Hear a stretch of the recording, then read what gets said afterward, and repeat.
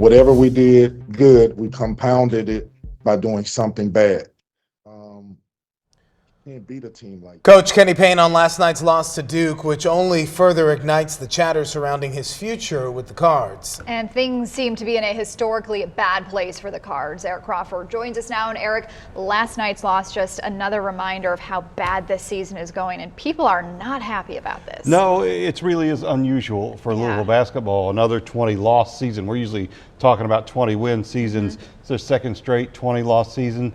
They've played basketball for 110 years at Louisville.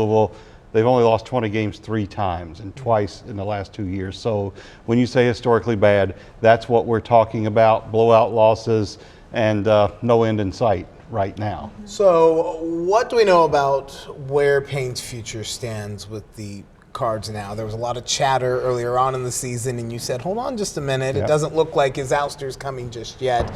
Is that still the situation, or are we looking at his last few games? Well, it's very much radio silence from Josh Hurd, the athletic director at Louisville, and other leadership at U of L. They're not going to do anything at this point to undercut their head coach, but they're also not really out in front supporting him. The assumption is that they're going to let him coach out the season, continue to evaluate, but the easy assumption, given all that's gone wrong, is that he's just got a little bit of time left. He's going to get to finish the year, and that's it. But Hurd was supportive earlier on in the season, vocally, when there was all this get rid of Payne chatter. Well, now silence can be deafening. Well, absolutely, and that's a big part of it. He was supportive. He wanted to give Kenny a chance to coach hhis players. The conference schedule was very difficult at the beginning, got easier as the season went on, but despite that easier schedule, they have continued to struggle.